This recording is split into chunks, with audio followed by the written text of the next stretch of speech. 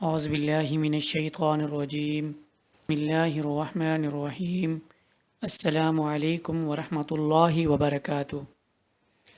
آج کی اس ویڈیو میں سلطان صلاح الدین ایوبی رحمۃ اللہ علیہ کی زندگی پر ایک بہت بڑا بدکاری کا داغ لگنے کے بارے میں آپ کو آگاہ کیا جائے گا۔ آدھی رات کا وقت ہو چکا تھا۔ صلاح الدین ایوبی جو کہ مستقبل کا سلطان تھا، اس پر ایک شازیہ نامی لڑکی نے بدکاری کا الزام لگا دیا تھا۔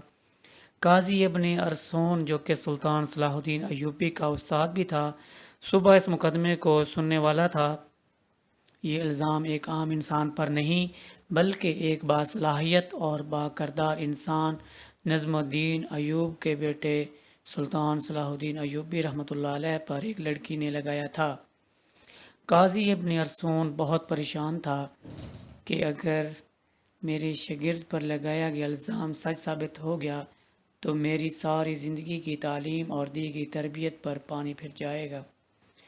قاضی نے وضو کیا اور جائے نماز پر اللہ کے حضور سجدے میں گر گیا اور دعا کرنے لگا، اے میرے مالک، تیرے باکردار اور نیک بندے پر مشکل وقت آ پڑا ہے، تو اس کی اپنی غیبی مدد فرما اور اس کی عزت کی حفاظت فرما۔ بے شک تو ہی عزت دینے والا ہے اور تو ہی ذلت دینے والا ہے۔ میرا دل نہیں مانتا کہ صلاح الدین ایوبی کسی کی طرف بری نظر اٹھا کر بھی دیکھے، لیکن دوسری طرف شازیہ نامی لڑکے پورے وثوق سے صلاح الدین ایوبی پر اتنا بڑا الزام لگا رہی ہے۔ محترم ناظرین، یہ واقعہ کچھ اس طرح ہے کہ جب سلطان نور الدین زنگی اپنی سلطنت پر قائم و دائم تھے تو صلاح الدین ایوبی پر ایک شازیہ نامی لڑکی نے الزام لگایا کہ صلاح الدین ایوبی نے اسے اکیلے پا کر اس کے ساتھ زبردستی کرنے کی کوشش کی۔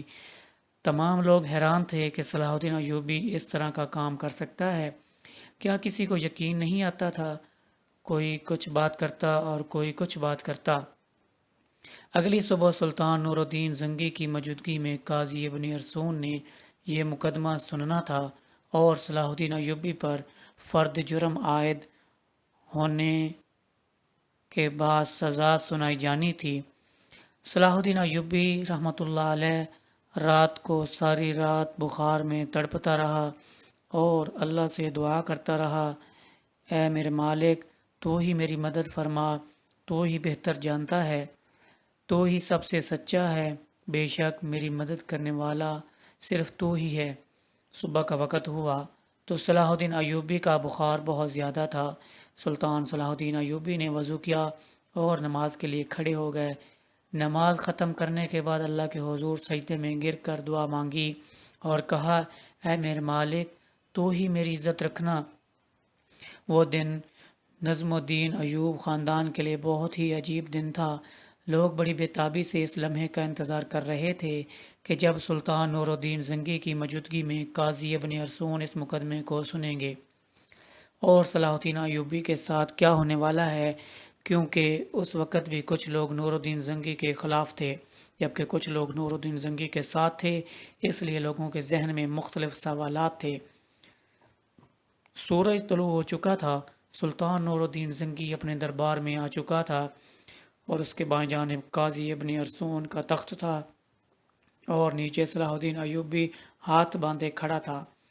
تھوڑی دیر کے بعد قاضی نے فرد جرم پڑھ کر سنایا اور فرد جرم پڑھنے کے بعد قاضی صلاح الدین ایوبی سے مخاطب ہوا اور کہا کہ تمہیں اپنی صفائی میں بولنے کا پورا حق ہے۔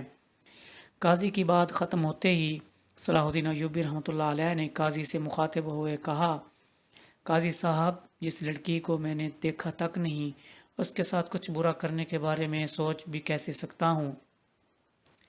یہ سنتے ہی قاضی صاحب نے حکم دیا، شازی نامی لڑکی کو حاضر کیا جائے۔ جب وہ لڑکی دربار میں حاضر ہوئی تو لوگوں کی حیرت کی انتہا نہ رہی، کیونکہ اس لڑکی کا سارا جسم ڈھانپا ہوا تھا اور صرف آنکھیں، وہ بھی بڑی مشکل سے دکھائی دے رہی تھیں۔ صلاح الدین ایوبی سمجھ نہیں پا رہا تھا کہ جس لڑکی کو میں نے دیکھا تک نہیں اور وہ مجھ پر اتنا گھناؤنا الزام کیوں لگا رہی ہے۔ مجھ سے آخر ایسی کیا اور کون سی غلطی سرزد ہوئی جو اس لڑکی نے مجھ پر اتنا بڑا الزام لگا دیا؟ قاضی ارسون شازیہ نامی لڑکی سے مخاطب ہوا اور پوچھا، بتاؤ صلاح الدین ایوبی نے تمہارے ساتھ کیا کیا؟ تو اس لڑکی نے کہا، میں اپنا بیان پہلے دے چکی ہوں، مزید ایسے باتیں کر کے میں اپنی مزید عزت خوار نہیں کروا سکتی۔ بخار بہت زیادہ ہونے کی وجہ سے صلاح الدین کا چہرہ زرد ہو رہا تھا اور ہاتھ کانپ رہے تھے، زبان پر بھی لرزہ طاری تھا۔ دیکھ کر مجمع کو یوں لگ رہا تھا کہ صلاح الدین ایوبی بے قصور نہیں ہے۔ سلطان نور الدین زنگی بڑے غور سے یہ سارا منظر دیکھ رہا تھا۔ پورے دربار میں سناٹا چھایا ہوا تھا۔ لوگ بڑے غور سے صلاح الدین ایوبی اور اس لڑکی کی باتوں کو سن رہے تھے۔ سلطان صلاح الدین ایوبی نے اس لڑکی سے کہا کہ کیا تمہیں اپنے رب سے ڈر نہیں لگتا کہ تم ایک بے قصور انسان پر اتنا بڑا الزام لگا رہی ہو؟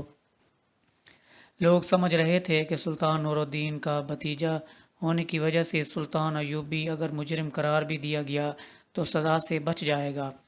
صلاح الدین ایوبی نے قاضی سے کہا، جب ہم کسی بھی مسئلے کا حل نہیں نکال پاتے تو پھر ہم اپنے اللہ کی طرف رجوع کرتے ہیں، اور میں بھی اس لڑکی کو کہتا ہوں کہ اگر یہ اللہ کو حاضر ناظر جان کر اللہ کی قسم کھا کر یہ کہہ دے کہ اس کا الزام سچا ہے تو میں وہ گناہ قبول کر لوں گا جو مجھ سے سرزد بھی نہیں ہوا۔ یہ سنتے ہی وہ لڑکی صلاح الدین کو بغور دیکھنے لگی۔ وہ صلاح الدین کی حالت سمجھ چکی تھی۔ تھوڑی دیر بغور اور بخوبی دیکھنے کے بعد لڑکی چیخ چیخ کر رونے لگی اور کہا، میں تمام مجمع کے سامنے اللہ کو حاضر ناظر کہہ کر کہتی ہوں کہ صلاح الدین بالکل بے قصور ہے، سارا گناہ میرا ہے۔ یہ سن کر سارا مجمع حیران رہ گیا اور اس لڑکی کے چند الفاظ نے مقدمے کو الٹ کر دیا۔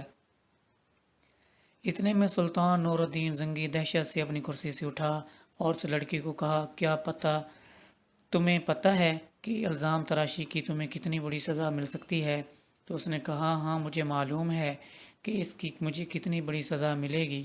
اس کے بعد قاضی نے شازیہ سے کہا، آخر اس کی کیا وجہ تھی کہ تم نے صلاح الدین ایوبی پر اتنا گھناؤنا الزام لگایا؟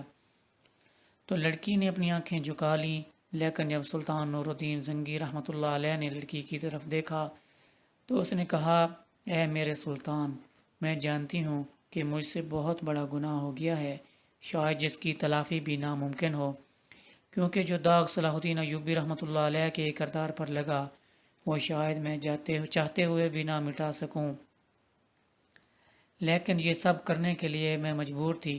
سلطان نور الدین زنگی نے پوچھا کہ بتاؤ تم اس کام کے لیے کس نے مجبور کیا؟ تو شازیہ نامی لڑکی نے امیر ابن مرکوب کی طرف اشارہ کرتے ہوئے کہا کہ اس عالی مرد امیر نے مجھے یہ سب کرنے کے لیے مجبور کیا۔ یہ سب سنتے ہی تمام درباری امیر ابن مرکوم کو ملامت اور غصے کی حالت سے دیکھنے لگے۔ امیر ابن مرکوب اپنی جگہ سے اٹھا اور بڑے دبدبے کے ساتھ کہنے لگا، یہ لڑکی جھوٹ بول رہی ہے، میں بھی صلاح الدین کی طرح اس کو جانتا تک نہیں۔ نور الدین زنگی نے کہا، کل معلوم ہو جائے گا کہ کون بے گناہ ہے اور کون گناہ گار ہے۔ اس کے بعد سلطان نور الدین زنگی نے شازی نامی لڑکی کو اپنے کمرے میں بلایا اور پوچھا کہ بتاؤ اصل ماجرا کیا ہے؟ لڑکی نے کہا، ایک جنگ میں میرے ماں باپ مارے گئے تھے اور میں اس ظالم امیر ابن مرکوب کے ہاتھ لگ گئی تھی۔ یہ مجھ پر بے انتہا ظلم کرتا تھا، بے حد تشدد کرتا تھا، اور شاہی کنیز کے جانچ کرنے کے بعد اس لڑکی کی پیٹھ پر کوڑوں کے نشان بھی دکھائی دیے گئے، اور ادھر سلطان نور الدین زنگی کے خاص جاسوسوں نے شازیہ اور امیر ابن مرکوب کے بارے میں ساری معلومات اکٹھی کر لیں اور ان کے آپس کے تعلق کو سلطان کے سامنے بے نقاب کر دیا۔ یہ دیکھ کر سلطان نے اگلے دن پورے مجمع کو ایک جگہ پر اکٹھا ہونے کی دعوت دی۔ یہ دعوت اس لیے تھی کہ قاضی ابن مرکوب کی سزا کو لوگوں کے سامنے دکھا سکیں۔ تمام لوگ بڑی بڑی دور سے قاضی ابن مرکوب کی حالت دیکھنے کے لیے آئے۔ جب اس کو میدان میں لایا گیا تو سخت زنجیروں میں جکڑا ہوا تھا۔ لوگ اس کی ملامت کی نظروں سے دیکھ رہے تھے۔ شریعت کے مطابق اسے 70 کوڑے مارے گئے، اور اس کے بعد سلطان نور الدین زنگی نے اس کی تمام جائیداد ضبط کر لی، اس سے شاہی عہدہ بھی لے لیا اور اس کی تمام جائیداد صلاح الدین ایوبی کو دینے کی دعوت دی۔ لیکن سلطان صلاح الدین ایوبی رحمۃ اللہ علیہ نے یہ کہتے ہوئے ٹھکرا دیا کہ میں کسی کا مال اپنے حصے میں رکھ کر غاصب نہیں بننا چاہتا، اور اسی طرح سلطان صلاح الدین ایوبی رحمۃ اللہ علیہ کو اللہ تعالیٰ نے غیبی مدد کی اور اس کے وجود پر لگا بدکاری کا داغ دودھ کی طرح دھل گیا۔ بے شک اللہ اپنے بندوں کی مدد فرماتا ہے۔ جو انسان گناہ بدکاری زنا سے بچتا ہے تو اللہ تعالیٰ اس کی مدد فرماتا ہے، اور جس کا کھلم کھلا واقعہ قرآن شریف میں موجود ہے کہ حضرت یوسف علیہ السلام کے حوالے سے جب زلیخا نے حضرت یوسف علیہ السلام پر الزام لگایا، اسے بھڑکایا، اسے گمراہ کرنے کی کوشش کی، تو دروازے بند ہونے کے باوجود اللہ کی غیبی مدد آئی اور اللہ نے انہیں سرخرو کیا۔ لیکن یہاں شرط صرف انسان کا اپنے رب پر بھروسہ اور اپنے ایمان پر پختگی ہونی چاہیے، تو اللہ تعالیٰ کی غیبی مدد ضرور آتی ہے۔ اگر آپ کو یہ ویڈیو پسند آئی ہے تو ویڈیو کو لائک، شیئر اور کومنٹس ضرور کیجیے گا اور میرے چینل کو ضرور سبسکرائب کیجیے گا۔ شکریہ۔